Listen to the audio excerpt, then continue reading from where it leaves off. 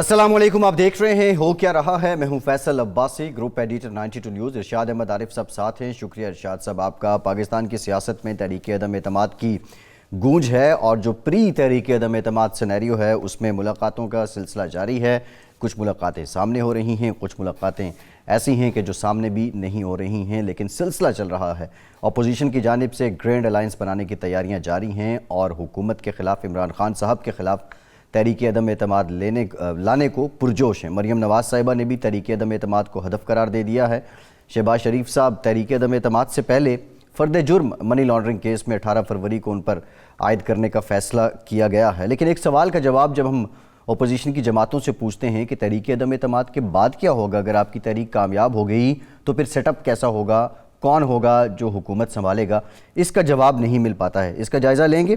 دوسری جانب وزیراعظم عمران خان نے 10 وزراء ایسے ہیں، وفاقی وزراء، جن کو ان کے حسن کارکردگی پر اعزازی اسناد سے نوازا ہے۔ کچھ اہم نام ہیں: شوکت ترین صاحب، شاہ محمود قریشی صاحب، فواد چوہی صاحب۔ یہ ان 10 لوگوں میں شامل نہیں ہیں جن کو نوازا گیا ہے۔ اس پہ بھی بات کرتے ہیں۔ ارشاد صاحب، ایک تو یہ جو کرائٹیریا رکھا گیا جس کے تحت یہ لوگ جن کو اعزازی اسناد دی گئی، مراد سعید صاحب پہلے نمبر پہ آ گئے، دوسرے نمبر پہ اسد عمر صاحب آگئے، ثانیہ نشتر صاحبہ تیسرے پہ، چوتھے پہ شفقت محمود صاحب، پانچویں پہ پھر شیریں مزاری صاحبہ اینڈ سو آن۔ یہ سلسلہ چل رہا ہے۔ اس کارکردگی کا مظہر جو ہے، جو ریفلیکشن، وہ عوام پہ بھی نظر آتی ہے ارشاد صاحب؟ ویسے بڑی عجیب و غریب ہے، پتہ نہیں کیا کرائٹیریا ہوگا۔ فواد چوہی صاحب کہتے ہیں کہ جی جو وزارتیں رپورٹ کرتی ہیں وزیر اعظم آفس کو، وہاں سے پھر یہ کوئی تیار ہوتی ہے، اور ہم نے کچھ اقدامات اب کیے ہیں تو شاید اگلی دفعہ ہمیں بھی مل جائے۔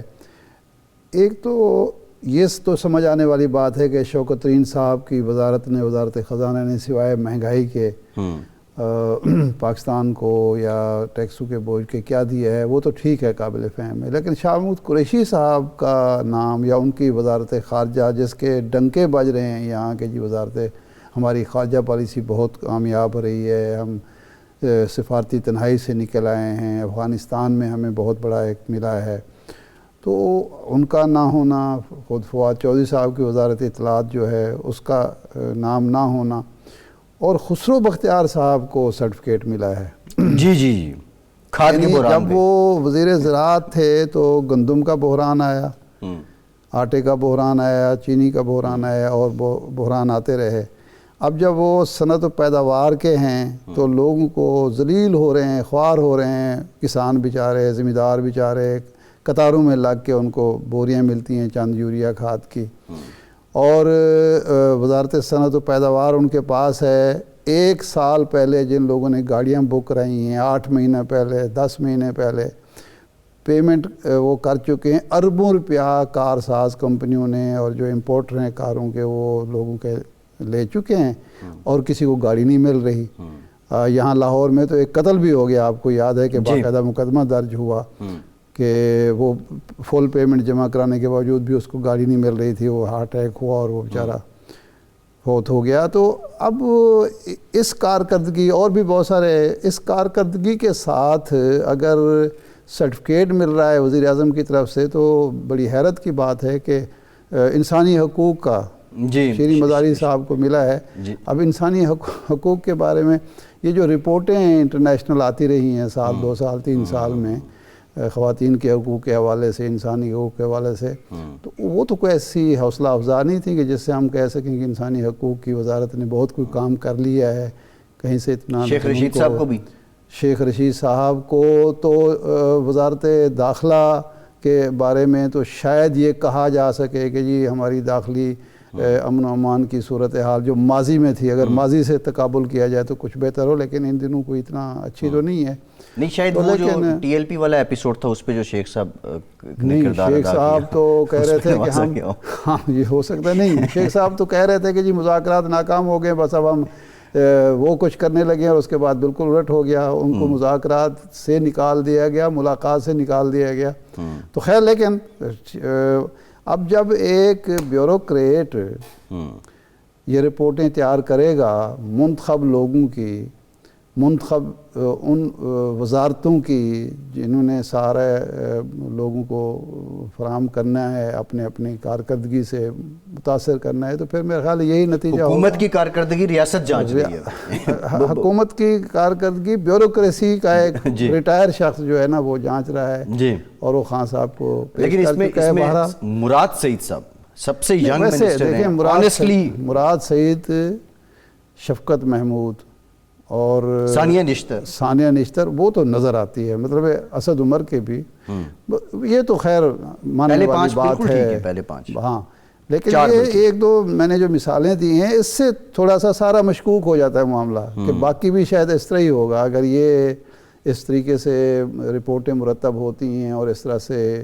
اعزازات دیے جاتے ہیں، سرٹیفکیٹ جاری کیے جاتے ہیں، تو پھر ٹھیک ہے۔ علی محمد خان صاحب کہتے ہیں جی ان وزراء کو بھی دیے گئے ہیں جو کمیٹیوں میں آنا تک پسند نہیں کرتے، جن کی کارکردگی ٹھیک ہی نہیں ہے۔ نہیں، یہ کارکردگی ہوگی نا کہ وزیر اعظم صاحب پارلیمنٹ میں نہیں آتے، وہ کمیٹیوں میں نہیں آتے، تو بس ٹھیک ہے۔ ماضی میں بھی ارشاد صاحب آپ نے 5-6 دہائیاں پاکستان کی سیاست کو وٹنس کی ہے، ماضی میں بھی کسی وزیر اعظم نے یا کسی ہیڈ نے اس طرح اپنے وزراء کو حسن کارکردگی کی اسناد سے نوازا ہے؟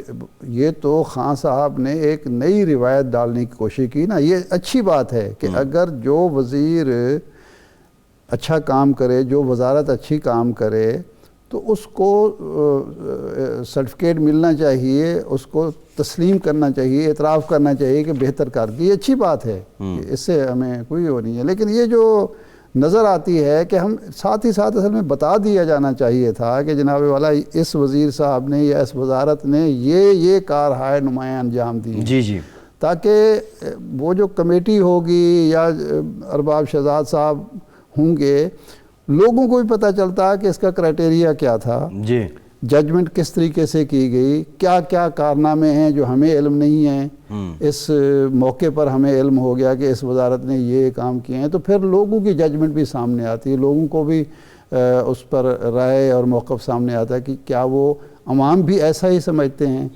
یا نہیں ہے۔ لیکن وہ چونکہ عوام کو یہاں کو، لیکن یہ ارشاد صاحب، یہ پرائم منسٹر صاحب نے روایت تو ڈالی ہے، لیکن ان کی جماعت کے اندر ایک نئی تفریق بھی جنم لے گی اس کے ساتھ ساتھ، جس طرح فواد صاحب کا ایک سٹیٹمنٹ آئی، شاہ محمود قریشی صاحب کا اس میں نام نہیں ہے، جو پہلے تو یہ تھا نا کہ جو کیبنٹ کے لوگ تھے اور جو وزیر نہیں تھے ان کے درمیان ایک تفریق تھی، اس کا اظہار بھی وہ برملا کرتے تھے، لیکن اب شاید جو تفریق ہے، لیکن ممکن ہے خان صاحب کا مطلب بھی آپس میں لڑتے رہے، آپس میں لڑتے رہے۔ یہ ہمارے حکمرانوں کا ماضی کے میں بھی ہم دیکھتے رہے ہیں کہ جو وزیر اعظم ہوتے تھے یا صدر ہوتے تھے وہ اس طرح سے ایک دوسرے کے لڑا کے خوش ہوتے تھے، یہ ہوتا رہا ہے۔ اتحادی وزیر کوئی شامل نہیں ہے اس میں؟ ہاں، آج کل تو اتحادیوں کی کارکردگی کوئی بہتر نظر نہیں آ رہی ہے، اس لیے نہیں ہے۔ ویسے آپ کو پتہ ہے اس میں، ہاں، ہم نے شاہ محمود قریشی صاحب کا نام لے لیا، فواد چودھری صاحب کا لیا، فروغ نسیم صاحب نہیں ہیں، فروغ نسیم صاحب نہیں ہیں۔ سب سے زیادہ دعویٰ یہ کیا جاتا ہے کہ سب سے زیادہ قانون سازی اس دور میں ہوئی ہے اور پیپل فرینڈلی قانون سازی ہوئی ہے، جی، لا میکنگ ہوئی ہے، تو عوام دوست قانون سازی کرنے والا شخص جو ہے وہ بھی اس میں شامل نہیں ہے، وہ وزارت بھی شامل نہیں ہے۔ فروغ نسیم صاحب نہیں ہیں، فہمیدہ مرزا نہیں ہیں، امین الحق نہیں ہیں، مونی سلائی نہیں ہیں، آئی ٹی کے، ہاں، آئی ٹی کا تو باقاعدہ یہاں کریڈٹ لیا جاتا ہے کہ آئی ٹی کے شعبے میں، اور حقیقت بھی ہے کہ آئی ٹی کے شعبے میں کام ہوا ہے، تو وہ بھی شامل نہیں ہے۔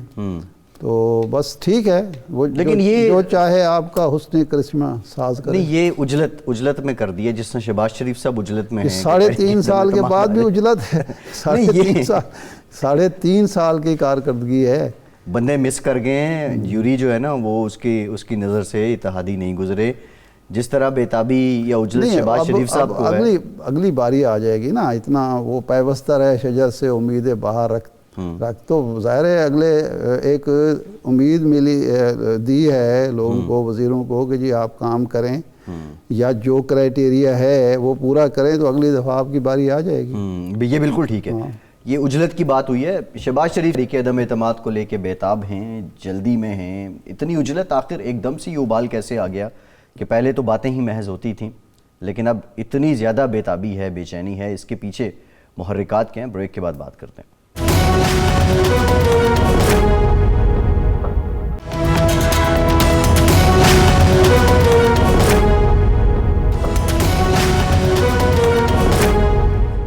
ब्रेक के बाद एक बार फिर से आपको खुशामदीद कहेंगे। इरशाद साहब, कुछ बेचैनी और उजलत की बात हो रही थी। शहबाज शरीफ साहब काफ़ी एक्टिव हैं और बड़े तवाना नज़र आ रहे हैं तहरीक अदम एतमाद को लेके, लेकिन एक बात और भी जो क्लियर हो रही है कि शायद तहरीक अदम एतमाद से पहले 18 फरवरी को मनी लॉन्ड्रिंग केस में उन पर फर्दर जुर्म भी आयद हो जाए, फिर एक और केस में उनका ट्रायल भी शुरू हो जाएगा। ये जो उजलत है या ये जो तेज़ी है, ये जल्दबाजी है, ये सारे होमवर्क के बाद है। ज़ाहिर है अपोजिशन इतना बड़ा रिस्क अगर लेने जा रही है, अगर वो अदम एतमाद की तहरीक पेश करती है, देखें तहरीक अगर कामयाब हो तब भी बहुत बड़ा चैलेंज होगा अपोजिशन के लिए, अगर नाकाम हो तब भी बहुत बड़े मसाइल खड़े होंगे उसके लिए। अगर नाकाम होती है तो ज़ाहिर बात है इमरान खान साहब एक नए एतमाद के साथ हमलावर होंगे अपोजिशन पर, एक ज़ख्मी चीते की तरह। और अगर कामयाब हो जाती है तो अब नए सेटअप के हवाले से भी अपोजिशन जमातों के अंदर मैं नहीं समझता कि इतना होमवर्क हो चुका है कि वो इत्तेफाक राय से कोई नई हुकूमत बना लेंगे। या जिस तरह पिछली दफ़ा तो देखें ना, एक पार्टी थी मुस्लिम लीग नून, उन्होंने अपना एक वज़ीर-ए-आज़म दे दिया उसने।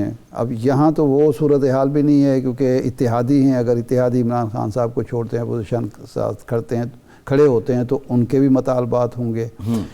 पीपल्स पार्टी और मुस्लिम लीग नून के दरमियान जो एक अदम एतमाद है, बेएतबारी है, बेयकीनी है, वो भी मौजूद है, उसमें भी होगा। नया कायदे ऐवान कौन होगा ये भी। वो कहते हैं कि सरदार साहबान इकट्ठे हुए, उन्होंने कहा कि जी अपनी रियासत बनानी चाहिए, तो उन्होंने कहा जी ठीक है रियासत बना लेते हैं। कहते रियासत बना लेंगे तो इसको चलाएंगे कैसे, हमारे पास वसाइल तो कोई है नहीं।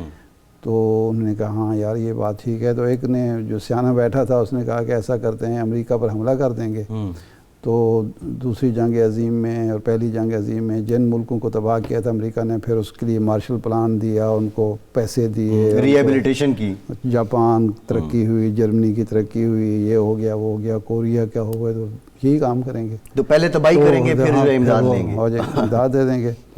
तो उसने कहा कि ये बड़ी खुशी मनाएगी। फिर एक और सियाना बैठा था, उसने कहा यार ये भी सोचो अगर हम जीत गए तो फिर क्या होगा। तो अब ये अपोजिशन वाले अदम एतमाद की तहरीक में सलाह मशवरा भी कर रहे हैं, लेकिन ये हारने का खौफ भी और जीतने का खौफ भी है। लेकिन एक बड़ी टेक्निकल बात है इरशाद साहब, हम जीत गए, अपोजिशन जीत गई, ये सवाल तो हम पूछ रहे हैं ना, हम सारा मीडिया पूछ रहे हैं कि इसके बाद क्या करेंगे। आज मरियम नवाज साहिबा भी इसका जवाब नहीं दे सकी, बिलावल साहब भी इसका जवाब नहीं दे सके, शहबाज शरीफ साहब भी जवाब नहीं दे सके। देखें कुछ चीज़ें तो हमें तवक्को भी नहीं करनी चाहिए सियासतदानों से कि वो सारा अपना गेम प्लान हमारे सामने रख देंगे कि लें जी चूँकि आप सवाल कर रहे हैं, आपका ताल्लुक मीडिया से, लें हम आपको बता देते हैं। ऐसा तो नहीं होगा। लेकिन बज़ाहिर जो नज़र आता है अपोजिशन के दरमियान जो एक चीज़ नहीं तय पा रही वो ये है, और मिसट्रस्ट भी इसी बात पे है, वो ये है कि क्या एलिस के बाद हमें शफाफ इलेक्शन मिलेंगे, फौरी तौर पर इलेक्शन हो जाएगा जो कि नवाज शरीफ साहब की स्कीम है और नवाज शरीफ साहब की ख्वाहिश है, या एक हमें सेटअप कबूल करना पड़ेगा जो कि सिर्फ उनकी मर्ज़ी का नहीं होगा, किसी और की मर्ज़ी भी उसमें शामिल होगी। क्योंकि ये सारे ताने बाने जो इस वक्त बुने जा रहे हैं वो सिर्फ अपोजिशन की अपनी, लेकिन नवाज शरीफ साहब तो अपनी जमात के बंदे का नाम ही नहीं दे रहे वज़ीर आज़म के लिए, वो तो शहबाज शरीफ साहब के नाम पे मुत्तफिक नहीं हो रहे। अभी तक की इत्तला तो यही है कि शहबाज शरीफ के रास्ते की सबसे बड़ी रुकावट जो हैं वो नवाज शरीफ साहब हैं। कहा यह जा रहा है ये, यानी हमारे पास कोई मुसद्दका खबर नहीं है, कहा यह जा रहा है कि जी वो कहते हैं कि नहीं इलेक्शन ही होने चाहिए। अभी ये एक फौरी तौर पर मान जाएं, जो ही अदम एतमाद हो जाए तो नई हुकूमत तश्कील नहीं पानी चाहिए, अगर बने भी तो वो हुकूमत बने जो नए इलेक्शन करा दे। इसमें एक बात, लेकिन इसमें जो खौफ दूसरा है वो ये है कि जो सेटअप बनेगा जो किसी के मशवरे से या किसी की मदद से बनेगा, तो क्या वो नए इलेक्शन कराएगा या ये बोझ उठाएगा, ये बोझ उठाएगा या कोई कुछ और उसमें से बरामद हो जाएगा। मतलब ये खौफ भी है पीपल्स पार्टी को कि 18वीं तरमीम का खात्मा मकसूद ना हो, ये भी है कोई सदारती निज़ाम ना आ जाए, یہ بھی ہے 1977 کی طرح کوئی مداخلت نہ ہو جائے. یہ پیپلز پارٹی کے لوگ دوست کہتے ہیں, جو سینئر لوگ ہیں وہ کہتے ہیں یہ ہمیں خوف ہے کہ اگر وہ مداخلت ہو گئی تو معلوم نہیں پھر کتنا عرصہ ہمیں مزید. یہ بڑا امپورٹنٹ پوائنٹ ہے 18ویں ترمیم والا. عطا تارڑ صاحب ہمارے ساتھ موجود ہیں, ڈیپٹی جنرل مسلم لیگ نون. تارڑ صاحب thank you very much for your time. Tarar صاحب یہ پہلے بتا دیں, بہت سی ملاقاتیں ہوئیں اور کافی بے چینی کے ساتھ شہباز شریف صاحب اس سارے معاملے کو دیکھ رہے ہیں. چودھری برادران کے ساتھ ملاقات ہونی تھی, کیا کوئی معاملات طے ہو گئے ہیں, ان سے ملاقات ہونے جا رہی ہے شہباز شریف صاحب کی؟ دیکھیے بہت شکریہ. ایک تو اس وقت ملک کی ضرورت ہے, اور لگتا یہ ہے کہ 74 سال میں اتنے معاملات خراب نہیں تھے, ایک عام آدمی کی زندگی اتنی مشکل نہیں تھی جتنی آج ہو گئی ہے, اور حکومت کو اور حکمرانوں کو اس کا ادراک بھی کوئی نہیں ہے. ان کا خیال ہے سب اچھا ہے, آپ ان کو بلائیں تو وہ آپ کو بتائیں گے اعداد و شمار کا آپ کو جادو کر کے. حالانکہ مہنگائی کو کوئی نہیں دیکھ رہا, بے روزگاری کو کوئی نہیں دیکھ رہا, غربت سے معاملہ بھوک کی طرف جا رہا ہے. حکمران جماعت کو بالکل پرواہ نہیں ہے. تو دیکھیے یہ سیاست کس لیے کرتے ہیں؟ اس لیے کرتے ہیں کہ ایک عام آدمی کی زندگی کو بہتر بنایا جا سکے. تو اس میں رابطے ہر جگہ ہوتے ہیں, ہر سیاسی جماعت دوسرے سے بات کرتی ہے, اور اب حلیف جماعتیں جو حکومت کی ہیں ان کا بھی ایک امتحان بھی ہے, اور ان کے آنے والے وقتوں میں ان کے سروائیول کا بھی مسئلہ ہے کہ اگلے الیکشن میں لوگوں نے ان سے بھی سوال کرنا ہے. تو بالکل ملاقات ایک متوقع ہے, اور ہمارے بھی دروازے کھلے ہیں, چودھری صاحبان کے تو دروازے اور کھڑکیاں دونوں کھلے ہوتے ہیں. اچھا, تو بالکل آنے والے دنوں میں ضرور ملاقاتیں تمام حلیف جماعتوں سے ہوں گی, اور اس پہ ڈسکشن ضرور ہوگی. آج قائد حزب اختلاف نے صبح پنجاب نے اس پہ بات کی, اور انہوں نے کہا کہ دیکھیں یہ تو وقت ہی طے کرے گا کہ پہلے عدم اعتماد وفاق میں آتا ہے یا صوبے میں آتا ہے, مگر یہ طے ہو گیا ہے کہ اس حکومت کو گھر بھیج کے انشاءاللہ دم لیں گے. تو اس حوالے سے ورکنگ آبویسلی اب اس پہ سوچ وچار جاری ہے. ٹھیک ہے, ایک بریک لیتے ہیں تارڑ صاحب, ایک بریک لینے کے بعد یہیں سے گفتگو کا سلسلہ جوڑیں گے. ہمارے ساتھ رہیے.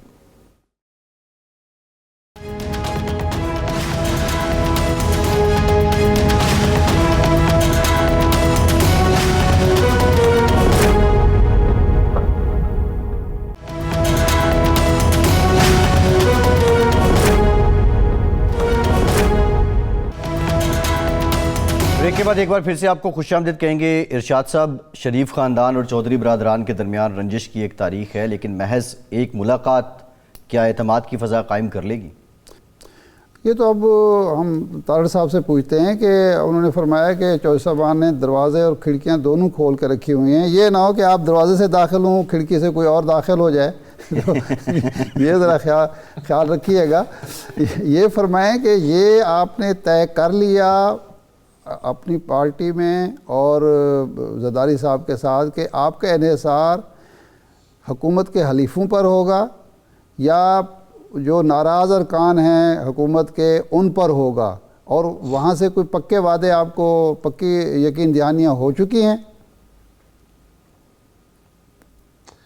دیکھیں ہم جب اس کی حکمت عملی طے کر رہے ہیں اور آنے والے دنوں میں مزید کریں گے, تو اس میں تمام آپشنز جو ہیں ان کو ایکسرسائز کرنے پر غور بھی ہوگا, اور نہ صرف آپشنز کی ایکسرسائز کے حوالے سے بات ہوگی, بلکہ میں سمجھتا ہوں جو بھی قانونی اور آئینی طریقہ کار ہمارے پاس موجود ہیں ان تمام کے حوالے سے اس پہ بات چیت ہوگی.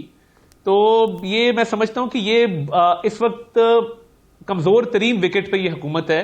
اچھا, کیونکہ پچھلی دفعہ عمران خان صاحب نے 176 ووٹ لیے تھے اعتماد کے, 172 چاہیے ہوتے ہیں حکومت کو قائم رکھنے کے لیے.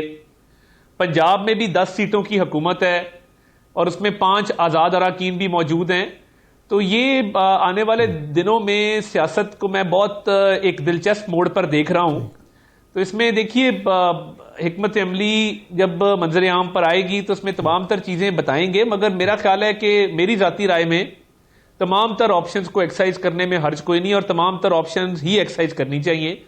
سیاست کو کہتے ہیں politics is the art of the possible. جی بالکل, یہ ممکنات کا کھیل ہے, تو اس میں ہر چیز ممکن ہوتی ہے. طاہر صاحب, ماضی میں یہ ہوا کہ 4 ووٹوں کی اکثریت جو تھی یا 10 ووٹوں کی اکثریت تھی, ہر معاملے پر, بجٹ کے موقع پر, قانون سازی کے موقع پر, سینٹ میں بھی اور قومی اسمبلی میں بھی حکومت کو کامیابی ہوئی, آپ کے ممبر کم ہو گئے. اب یہ اس دفعہ بھی ایسا نہ ہو جس طرح بے نظیر بھٹو کے خلاف عدم اعتماد کی تحریک پیش ہوئی، اس وقت کی جو فوجی قیادت تھی وہ بھی پیچھے تھی، اور اس کے بعد صدر غلام اسحاق خان صاحب بھی پیچھے تھے. جب نتیجہ نکلا تو IJ کے 3 ممبر ٹوٹ کے وہاں جا چکے تھے. اس دفعہ بھی ایسا نہ ہو، یہ خطرہ محسوس کیا جا رہا ہے. دیکھیے، ماضی کی حکومتوں میں اور اس حکومت میں بڑا فرق ہے. یہ تو حکومت جو کھڑی ہے وہ مانگے تانگے کے لوگوں پر کھڑی ہے، وہ حلیف جماعتوں کے ووٹوں سے کھڑی ہے، اور کوئی 2/3 اکثریت والی تو حکومت ہے نہیں. نہ اس حکومت کے پاس واضح مینڈیٹ پنجاب میں آیا، نہ وفاق میں آیا. وہ بھی سنگل لارجسٹ پارٹی تھی، اور MQM کو آپ نے IJ نے توڑ لیا تھا، حلیفوں کو توڑ لیا تھا، پھر بھی ممبر آپ کے کام. دیکھیں، میں یہ عرض کروں کہ ایک تو یہ کوئی واضح اکثریت نہیں ہے. دوسری بات یہ ہے کہ کارکردگی کے حوالے سے اب ہر شخص یہ سمجھتا ہے کہ آنے والے عام انتخابات میں اس کو مشکل کا سامنا کرنا پڑے گا اگر تحریک انصاف کا کوئی بھی لیبل اس کے ساتھ اٹیچ ہوا. خانیوال کے بائی الیکشن میں ہم نے دیکھا کہ امیدوار نے عمران خان صاحب کی تصویر نہیں لگائی. وہ سمجھتے تھے کہ مہنگائی اور جو عوامی مسائل ہیں وہ ان کی ذات سے منسوب ہوتے ہیں. تو میں یہ سمجھتا ہوں کہ یہ حکومت بہت اس وقت کمزور ترین اپنے مرحلے میں داخل ہو رہی ہے، اور انشاءاللہ ہم تو امید ہی کر سکتے ہیں اور حکمت عملی اچھی بنا سکتے ہیں. باقی اللہ مالک ہے، مگر 74 سال میں ملک کے اتنے خراب حالات نہیں تھے، اور لوگوں کا رد عمل وہ آ رہا ہے. وہ خیبر پختونخوا کا بلدیات کا انتخاب ہو، وہ پنجاب میں وزیر آباد سے ڈسکا، ڈسکا سے خوشاب، خوشاب سے لاہور، اور لاہور سے خانیوال کا انتخاب ہو، وہ نااہل ہونے والے فیصل واڈا کی کراچی کی سیٹ پر انتخاب ہو جہاں پہ تحریک انصاف 6 نمبر پر آئی ہے. تو میں تو یہ سمجھتا ہوں کہ یہ کبھی بھی سٹنگ گورنمنٹس تو بلدیاتی انتخابات تو بہت دور کی بات ہے. سٹنگ گورنمنٹس اور انکمبنٹ گورنمنٹس جو ہیں وہ تو یہ بائی الیکشن بھی ضمنی انتخابات کبھی ہارا نہیں کرتی تھیں. تو یہ تاریخ کا عجیب موڑ ہے کہ جہاں یہ جاتے ہیں، جہاں رخ کرتے ہیں، کوئی شکست کا سامنا کرنا پڑتا ہے. طاہر صاحب، ایک تو یہ ٹائم لائن جو ہے وہ سیاست کے ساتھ ساتھ اکاؤنٹیبلٹی بھی چل رہی ہے. 18 فروری کو منی لانڈرنگ کیس میں شہباز شریف صاحب پہ فرد جرم عائد ہوگی. اس سے پہلے بھی ان کے کیسز میں ان پہ ٹرائل تو ہو رہا ہے، لیکن یہ کچھ خبریں یہ بھی ہیں، ایک کوشش یہ بھی ہے کہ ہو سکتا ہے کہ تحریک عدم اعتماد سے پہلے ہی شہباز شریف صاحب کسی اور کیس میں گرفتار ہو جائیں. تو شہباز شریف صاحب اگر اندر چلے جاتے ہیں تو پھر یہ زور ٹوٹ جائے گا تحریک عدم اعتماد کا. دیکھیے، عمران خان صاحب کے بس میں ہو تو وہ میرا یہ 92 چینل پہ شو ختم ہونے سے پہلے شہباز شریف صاحب کو گرفتار کر لیں. شہزاد اکبر کو بھی اس کا خمیازہ بھگتنا پڑا. ان سے استعفیٰ لیا گیا، ان کی کارکردگی پر برہمی کا اظہار کیا گیا. تو دیکھیں نا، ایک شخص کو آپ 2 مرتبہ گرفتار کر چکے ہیں اور کچھ ثابت نہیں ہو سکا، اور نیب نے 2 دفعہ گرفتار کیا، پھر آپ نے FIA کا کیس کر دیا. ملک میں کوئی عدالتی نظام بھی ہے، ملک کے اندر کوئی رولز، لا، پروسیجر نام کی چیز بھی ہے. عمران خان صاحب نے کل جو تقریر کی اور جس طریقے سے ان کے مخالفین اسپیشلی شہباز شریف صاحب ان کے اعصاب پر سوار ہیں، بالکل ان کی خواہش ضرور ہے شہباز شریف صاحب کو گرفتار کرنے کی 3ری مرتبہ، مگر یہ نظام ان کی خواہشات کا پابند تو نہیں ہے. اور ایک قائد حزب اختلاف جو پاکستان کی سب سے بڑی جماعت کا صدر بھی ہے، اس کو محض بغیر الزامات کے صرف وزیر اعظم صاحب کی انا کی تسکین کے لیے تو گرفتار نہیں کیا جا سکتا. برطانیہ کی عدالت کیا کہہ رہی ہے؟ جی طاہر صاحب، یہ فرمائیں کہ اگر عدم اعتماد کی تحریک کامیاب ہو جاتی ہے تو آپ کا اپوزیشن کا امیدوار وزیر اعظم کا، قائد ایمان کا کون ہوگا؟ پیپلز پارٹی سے ہوگا، تحریک مسلم لیگ نون سے ہوگا، یا مسلم لیگ کاف سے ہوگا اگر وہ آپ کے ساتھ آتے ہیں؟ دیکھیے، یہ بہت قبل از وقت ہے اور اس پر آنے والے دنوں میں ضرور بات ہونی چاہیے، مگر تمام تر توانائیاں جو ہیں وہ صوبے میں، وفاق میں جہاں بھی عدم اعتماد ہو اس پر لگانی چاہیے اور اس کو کامیاب کرنا چاہیے. مقصد اقتدار کا حصول کسی کا بھی نہیں ہے. مقصد یہ ہے کہ ایک عام پاکستانی کی زندگی آسان کرنے کے لیے، پاکستان کو تباہی سے بچانے کے لیے عمران احمد نیازی صاحب کو گھر بھیجا جائے. باقی تمام باتیں جو ہیں ان کی ثانوی حیثیت ہے، اور میں سمجھتا ہوں کہ وہ پرائرٹائز اس کو ابھی نہیں کیا جا رہا، اور یہ درست حکمت عملی ہے. اس کا جب وقت آئے گا تو دیکھی جائے گی، مگر ابھی تمام تر فوکس اس ایک چیز کے اوپر ہے۔ نہیں، اب یہ تو چلو بتا دیجئے، طے ہوگا نا کہ یہ جو عدم اعتماد کی تحریک کامیاب ہوتی ہے، اس کے نتیجے میں الیکشن فوری آپ چاہیں گے یا 1.5 سال تک جو بھی حکومت قائم ہوتی ہے وہ قائم رہے اور 23 میں الیکشن ہوں؟ دیکھیے بالکل، ایک تو الیکٹورل ریفارمز کے ساتھ جی، اور ایک بہت ہی نیک نیتی کے ساتھ سسٹم کو آگے چلانے کے بعد ہماری ہمیشہ سے یہی ترجیح رہی ہے کہ ملک میں صاف اور شفاف انتخابات کروائے جائیں جی، اور ٹرانسپیرنسی کے ساتھ انتخابات کروائے جائیں، تو مقصد یہی ہے۔ بالکل اس میں کوئی دو رائے نہیں ہے۔ جی ٹھیک، بہت شکریہ ڈیپٹی سیکریٹری جنرل مگنون عطا تارڑ صاحب، آپ ہمارے ساتھ موجود تھے۔ عامر لیاقت صاحب، تیسری شادی انہوں نے رچا لی ہے، لودھرا سے تعلق ہے ہماری نئی بھابھی کا، دانیہ شاہ صاحبہ، 18 سال ان کی عمر ہے، اور ڈاکٹر صاحب مارچ سے پہلے تبدیلی کی باتیں کیا کرتے تھے۔ بریک کے بعد ڈاکٹر عامر لیاقت حسین ہمیں جوائن کریں گے، ان سے ہم تبدیلی سے متعلق جانیں گے، ہمارے ساتھ رہیے۔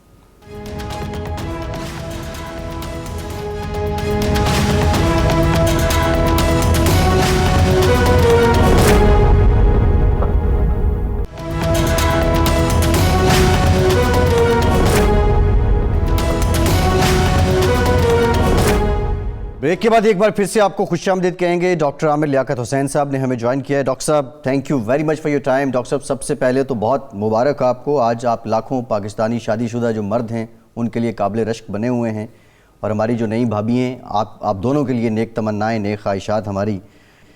ڈاکٹر صاحب آپ تبدیلی کی بات کیا کرتے تھے مارچ سے پہلے، یہ تبدیلی تو آ گئی ہے، لیکن یہ کیسے ڈاکٹر صاحب کر لیتے ہیں یہ؟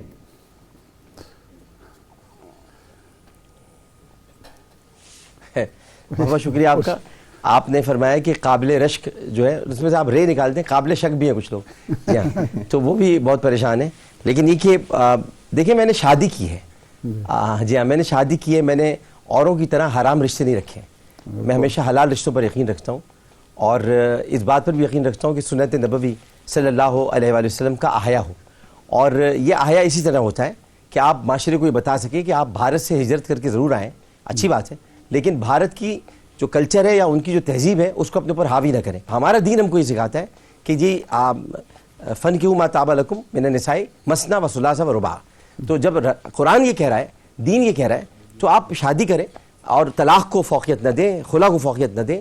طلاق اور خلا اچھی چیز نہیں ہوتی، اگر کوئی لینا چاہتا ہے تو آپ روکیں بھی مت، لیکن اللہ تعالیٰ نے آپ کو شادی کرنے کو کہا ہے، آپ کو طلاق دینے کے لیے نہیں کہا۔ اسی طرح سے اگر کوئی پہلی بیوی کے بعد دوسری بیوی سے شادی نہیں مطلب دوسری بیوی نہیں لانا چاہتا، اگر اس کو کوئی پہلی بیوی سے ڈر ہے تو ڈر اور خوف کو نکالے، اللہ سے ڈرے، بیوی سے نہ ڈرے۔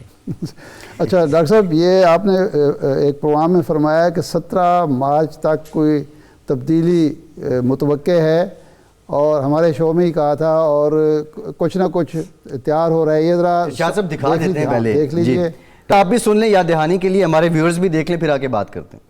آج میں کوئی ڈبل مارک تو نہیں ہو رہا؟ خوشخبری ہوگی، سارے دستور کے پاس میکی فضا ہے، لگتا ہے کچھ پک رہا ہے۔ یہ جو کچھ پک رہا ہے اس میں مسالہ جات جو ہے وہ لذیذ مسالہ جات ہیں جو کہ شرارتی ہیں، کبھی ادھر ہو جاتے ہیں کبھی ادھر ہو جاتے ہیں، تو مسالہ جات کو مکمل کر کے ایک جگہ جمع کر کے کچھ لوگ ان کو تیار کر رہے ہیں۔ 17 مارچ خطرہ ہے۔ ارشاد صاحب، یہ ڈاکٹر صاحب، یہ آپ کی زندگی میں جو تبدیلی آ گئی، کیا ملک میں بھی واقعی تبدیلی آ رہی ہے یا 17 مارچ سے پہلے آ رہی ہے؟ کیا اطلاعات ہیں آپ کے پاس؟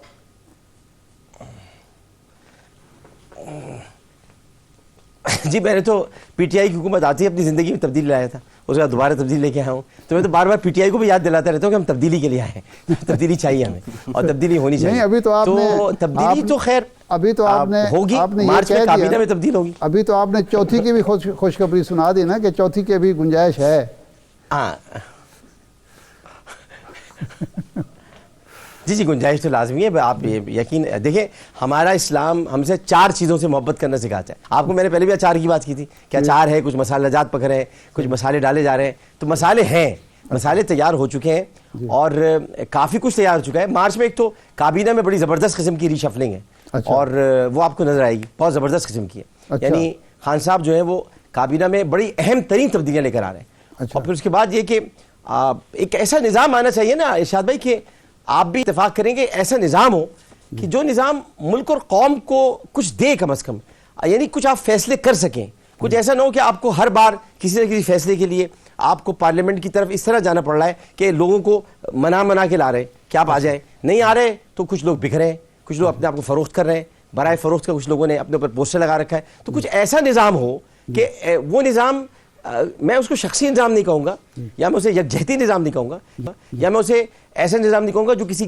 شخص کے گرد گھومتا رہے, لیکن ہاں اس نظام کی ایک ایسی اہمیت ضرور ہو کہ فیصلے پارلیمان کرے, لیکن بہرحال ایک آدمی ایک ایسا ہونا چاہیے جو ذرا معمولات, نہیں ڈاکٹر صاحب, خیالات, احساسات, تفکرات پر ذرا نگاہ رکھے کہ ہو کیا رہا ہے. تو آپ سمجھ گئے ہوں گے, آپ کا مطلب ہے کہ صدارتی نظام پر, آپ سمجھ گئے ہوں گے میں کس نظام کی بات کر رہا ہوں. نہیں آپ صدارتی نظام کی ہی بات, میرا خیال میں تو یہی سمجھ پایا ہوں کہ صدارتی نظام کی بات کر رہا ہوں کہ لیکن کیا یہ مارچ میں آ جائے گا ملک میں صدارتی نظام؟